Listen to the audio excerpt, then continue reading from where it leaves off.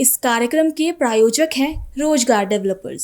नमस्कार, pearls 24 news देख रहे हैं आप। मेरे अन्य अक्षता रावत के साथ और नजर डालते हैं देश भर की कुछ बड़ी खबरों पर, लेकिन उससे पहले जानेंगे हेडलाइंस। असम में केंद्रीय मंत्री शिवराज सिंह चौहान ने कांग्रेस पर साधा निशाना। कहा, असम की संस्कृति, मूल्यों, परंपराओं से कांग्रेस ने किया खिलवाड़। प्रधानमंत्री के नेतृत्व में पूर्वोत्तर के विकास को मिली तेज गति। उत्तर प्रदेश की योगी सरकार ने पेश किया 2026-27 का ऐतिहासिक बजट। युवाओं और किसानों के लिए कई योजनाओं का किया ऐलान। लड़कियों की शादी में 1 लाख रुपए की मदद करेगी सरकार। हरियाणा सीएम ने लाडो लक्ष्मी योजना की चौथी किश्त की जारी। 9.22 लाख बैंक खातों में 193 करोड़ ट्रांसफर। सीएम बोले, किसी की नहीं कट रही पेंशन। दिल्ली के सीएम रेखा गुप्ता ने लाडली योजना को बंद करने का किया ऐलान। दिल्ली की बेटियों के लिए शुरू की जाएगी दिल्ली लखपति बिटिया योजना। बेटियों को आर्थिक रूप से मजबूत बनाने की दिशा में पहल। उत्तराखंड की राजधानी देहरादून में एक व्यक्ति की हत्या। गोली मारकर मौके से फरार हुए हमलावर। 2 सप्ताह में चौथी हत्या से कानून व्यवस्था पर उठे गंभीर सवाल। तुम दोनों की मेहनत बहुत रंग लाई है बेटा, घर बहुत सुंदर बना है। ये मेरे पापा का घर। पता है, देख तेरे पापा की नेम प्लेट अपने हाथों से लगाऊंगा। नेम प्लेट तो लग चुकी पापा।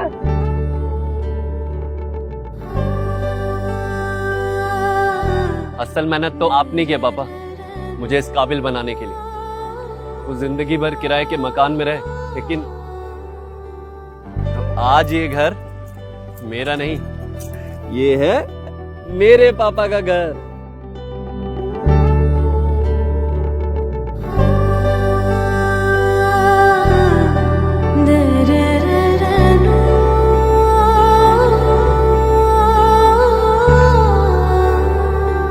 उड़ान सपनों की, आंगन खुशियों का और साथ सकर्णी का।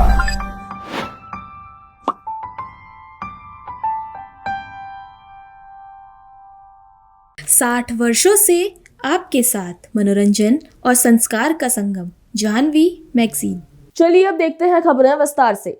असम में केंद्रीय कृषि मंत्री शिवराज सिंह चौहान ने प्रेस कॉन्फ्रेंस की। उन्होंने कहा कि मैं असम की इस पवित्र भूमि पर हूं जो सांस्कृतिक, धार्मिक और प्राकृतिक दृष्टि से अद्वितीय है, जहां मां कामाख्या का दिव्य आशीर्वाद प्राप्त होता है। जिसके बाद मंत्री ने कांग्रेस पर तीखा निशाना साधते हुए कहा कि कांग्रेस ने असम की संस्कृति, मूल्यों, परंपराओं, पहचान और आत्मसम्मान के साथ खिलवाड़ किया है, लेकिन हमारे पूर्वोत्तर में स्थित 8 राज्यों में प्रधानमंत्री के नेतृत्व में पूर्वोत्तर के विकास ने गति और दिशा दोनों प्राप्त की है। आज मैं असम की इस पवित्र धरा पर, जो सांस्कृतिक, धार्मिक और प्राकृतिक दृष्टि से अनुपम है, यहाँ मां कामाख्या का सदैव आशीर्वाद मिलता है। यहाँ का प्राकृतिक सौंदर्य, काजीरंगा की वन संपदा और बिहू की जीवंत थाप असम की संस्कृति को नई पहचान देते हैं। असम ने देश को और दुनिया को अनेकों महान हस्तियां दी। असम की चाय की पहचान पूरी दुनिया में है और असम और पूरा नॉर्थ ईस्ट भारत की ताकत है, भारत की शक्ति है और मैं कहूंगा भारत की समृद्धि के द्वार है। लेकिन मुझे कहते हुए तकलीफ है कि वर्षों तक कांग्रेस के कुशासन ने असम और पूरे नॉर्थ ईस्ट को अविकसित रखा, अस्थिर रखा। असम की पहचान,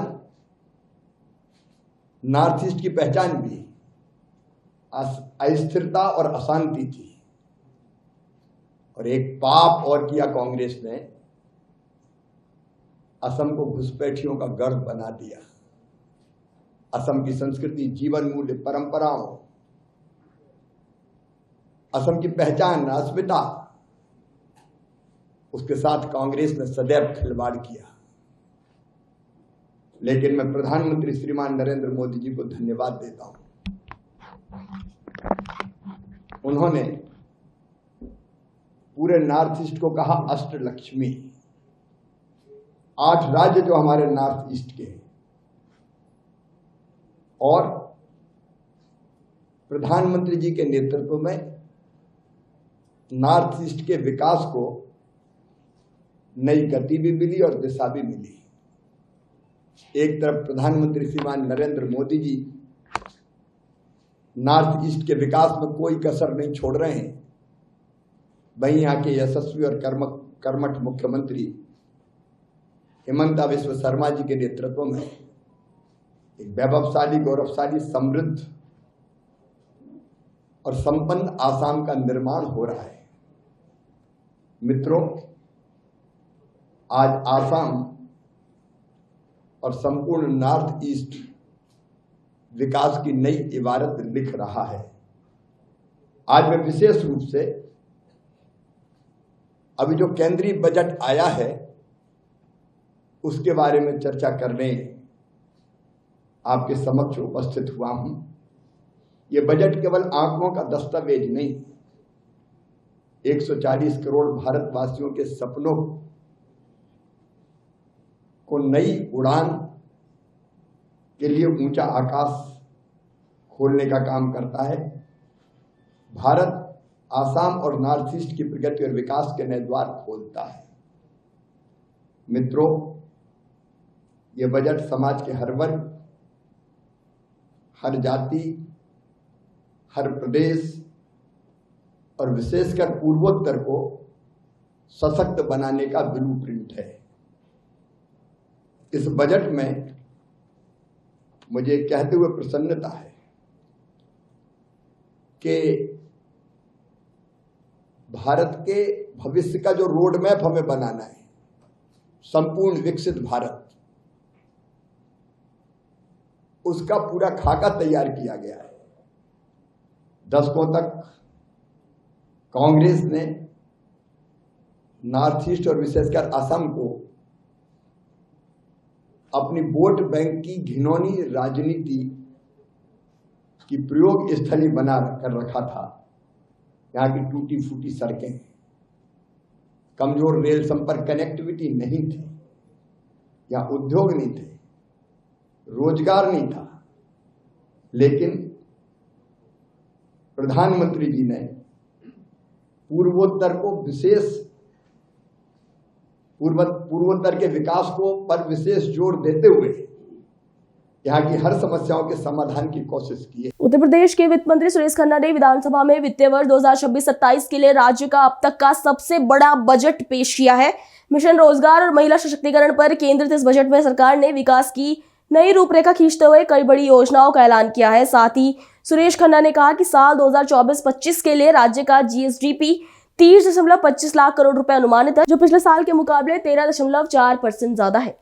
आज वर्ष 26-27 का उत्तर प्रदेश का बजट हमारे माननीय वित्त मंत्री जी के द्वारा सदन में प्रस्तुत किया गया है। उत्तर प्रदेश ने पिछले 9 वर्ष के दौरान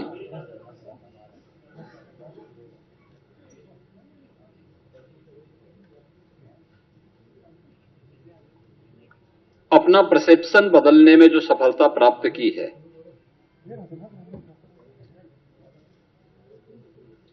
पॉलिसी पैरालिसिस से उभर करके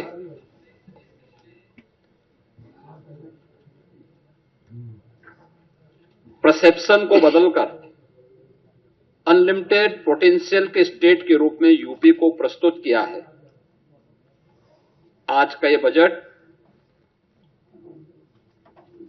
उन्हीं भावों का प्रतिनिधित्व भी करता है। आपने देखा होगा कि 9 वर्ष में 3 गुना से अधिक उत्तर प्रदेश का यह बजट बढ़ा है, यानी 9,12,000 करोड़ रुपए से अधिक का अब उत्तर प्रदेश की सबसे बड़ी आबादी का यह बजट आज उत्तर प्रदेश के विधानमंडल में प्रस्तुत हुआ है। और अगर बजट की मैं थीम कहूं तो यह सुरक्षित नारी, सक्षम युवा, खुशहाल किसान और रात को काम, तकनीकी निवेश से समृद्ध होता उत्तर प्रदेश के लिए समर्पित यह बजट 9 वर्ष के नवनिर्माण की एक नई गाथा को देशवासियों के रुक करेंगे अगली खबर का। हरियाणा सरकार की दीनदयाल लाडो लक्ष्मी योजना की चौथी किश्त सीएम नायब सिंह सैनी ने जारी की। सीएम सैनी ने इस दौरान कहा कि योजना के तहत 9,42,452 लाभार्थी बहनों के खातों में 193 करोड़ रुपए की राशि जमा की गई। अब तक 4 किश्तों में 634 करोड़ रुपए की राशि सरकार जारी कर चुकी है। सीएम ने बताया कि वृद्धावस्था, विधवा, दिव्यांग और अन्य सामाजिक सुरक्षा पेंशन भी जारी की गई है। जो डीबीटी के माध्यम से डायरेक्ट पैसा योजनाओं के माध्यम से हरियाणा प्रदेश के जन तक पहुंच रहा है, ये गारंटी ये डबल इंजन सरकार की है, मोदी सरकार की है कि सीधा पैसा बेनिफिशियरी तक जाए। आज उसी कड़ी में हमने दीनदयाल लाडो लक्ष्मी योजना उसकी चौथी किस्त आज जारी की है। मित्रों, इस योजना के तहत आज तक 9,22,452 हमारी लाभार्थी बहनें हैं। उनके खातों में 193 करोड़ रुपए की राशि आज पहुंचाई गई है। आज जैसा मैंने कहा है कि चौथी किस्त ये जारी की गई है। इन चारों किस्तों का कुल मिलाकर के जो पैसा है वो 634 करोड़ रुपए की राशि उन तक पहुंच चुकी है। ये मोदी सरकार की गारंटी है और इसी के ऊपर बड़ा विश्वास देश के लोगों को है। साथियों, आज ही वृद्धावस्था पेंशन, विधवा, दिव्यांग और सामाजिक सुरक्षा पेंशन वो भी आज जारी की गई है। इनके तहत 34,14,000 लाभार्थियों को 1,098 करोड़ रुपए की आज राशि जारी की गई है। इसी प्रकार 43,36,452 लाभार्थियों को 1,291 करोड़ रुपए की ये राशि जारी की गई है। मित्रों, पिछले कुछ समय से पेंशन से संबंधित समस्याएं और आय आधारित पात्रता से जुड़ी शिकायतें वो मेरे संज्ञान में आई है। इन शिकायतों व अपीलों के समाधान तथा पात्रता के निष्पक्ष निपटान के लिए मैंने सभी प्रदेश के अंदर एडीसीज को ये निर्देश भी जारी किए हैं कि अब वे सप्ताह में जो सोमवार और वीरवार समाधान शिविर के अंदर बैठते हैं, इन मामलों का निवारण वो सुनिश्चित करें, उसको देखें। मित्रों, आज मैंने हर घर हर गृहिणी योजना के तहत गैस सिलेंडर रिफिल करवाने वाली हमारी लगभग 12,62,000 बहनों के बैंक खाते में, क्योंकि हमने अपने संकल्प पत्र में भी कहा था, हमने विधानसभा से पहले कमिटमेंट भी किया था कि ऐसी बहनें जिन परिवारों की इनकम 1,80,000 रुपए से कम है, ऐसी बहनों के खाते में जो गैस का सिलेंडर है उनको 500 रुपए में मिलेगा, ऊपर की राशि उनके खाते में पहुंचाई जाएगी। उसी कड़ी में आज नवंबर और दिसंबर माह की 38 करोड़ 97 लाख रुपए की राशि वो सब्सिडी भी डाली गई है। मित्रों, आज ही मुख्यमंत्री दुग्ध उत्पादक प्रोत्साहन योजना के तहत 36,000 लाभार्थियों के खाते में 101 करोड़ रुपए की वो सब्सिडी की राशि भी जारी की गई है। और इसी प्रकार आज विभिन्न 18 जन कल्याणकारी योजनाओं के तहत प्रदेश के 56,34,000 लाभार्थियों के बैंक खातों में 1,431 करोड़ रुपए की राशि डाली गई है। दिल्ली की सीएम रेखा गुप्ता ने प्रेस वार्ता कर घोषणा की है कि हम लाडली योजना को बंद कर देंगे। उन्होंने कहा कि इसकी जगह नई योजना खोलेंगे जिसका नाम होगा दिल्ली लखपति बिटिया। इसके बाद तहत बेटियों को चरणबद्ध तरीके से वित्तीय सहायता दी जाएगी जो निवेश के जरिए बढ़ेगी। सरकार का कहना है कि इससे बेटियों की शिक्षा और भविष्य को मजबूत सहारा मिलेगा। पर मैं उससे भी बेहतर और खुशी की बात जो योजना जिसे घोषित करते हुए मुझे खुशी हो रही है वो कहना चाहती हूँ। ये लाडली योजना को हम बंद करेंगे।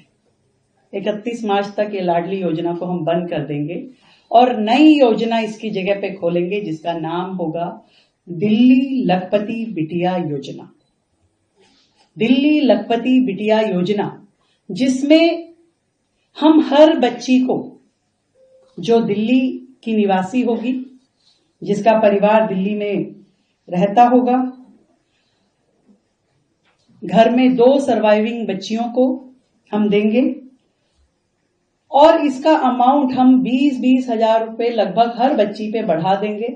जो पहले 36,000 था उसको हमने 56,000 किया है और 12वीं में एंटर होने पे नहीं, हमने मोटिवेट किया है कि आपको अपनी ग्रेजुएशन करनी है।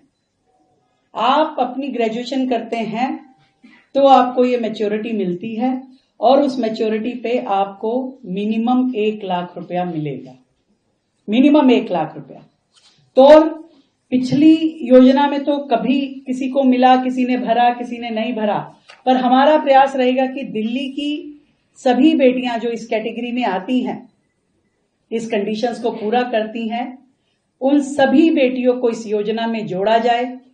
कुछ कंडीशंस हम लगाएंगे कि उस बच्ची का वैक्सीनेशन होना जरूरी है, उस बच्ची का रिकॉग्नाइज स्कूल से पढ़ना जरूरी है और यदि 18 साल से पहले उसके माँ बाप उस बच्ची की शादी करते हैं तो इस योजना का एक भी पैसे का लाभ उसे नहीं देंगे। हम चाहते हैं हमारी दिल्ली की बेटियां बढ़ें, पढ़ें, आगे जाएं। सरकार उनके साथ खड़ी है, हर कदम पे खड़ी है।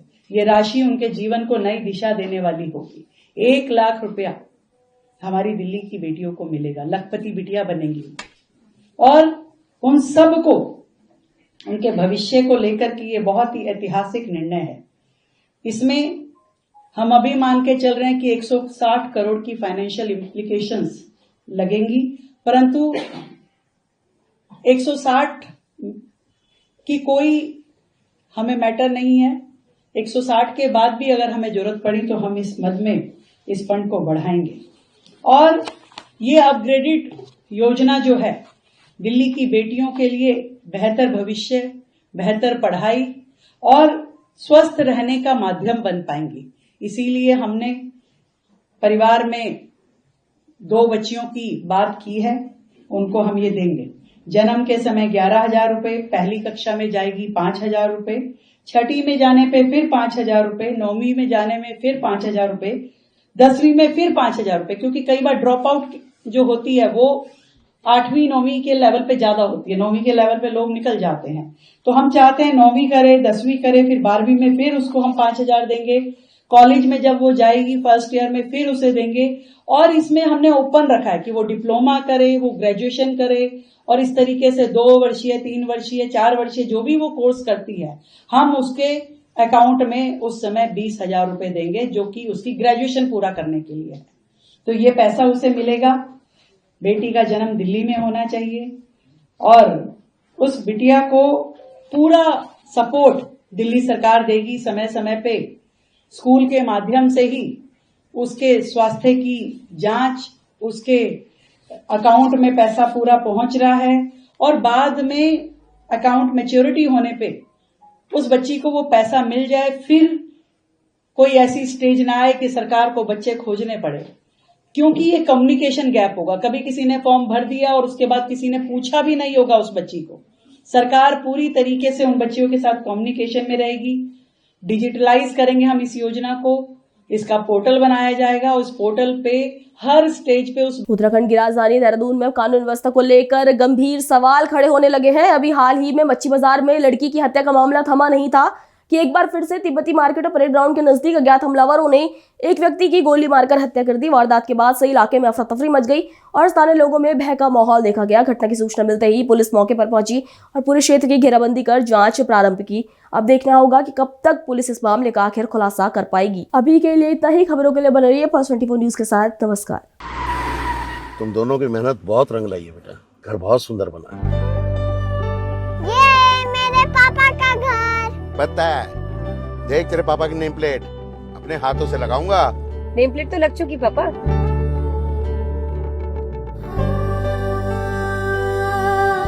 असल मेहनत तो आपने की है पापा, मुझे इस काबिल बनाने के लिए। वो जिंदगी भर किराए के मकान में रहे, लेकिन तो आज ये घर मेरा नहीं, ये है मेरे पापा का घर।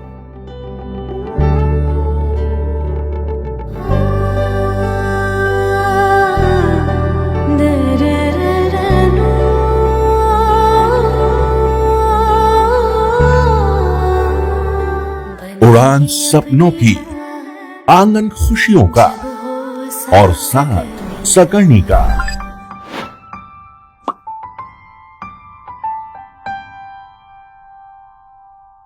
60 वर्षों से आपके साथ मनोरंजन और संस्कार का संगम, जाह्नवी मैगजीन। इस कार्यक्रम के प्रायोजक थे रोजगार डेवलपर्स।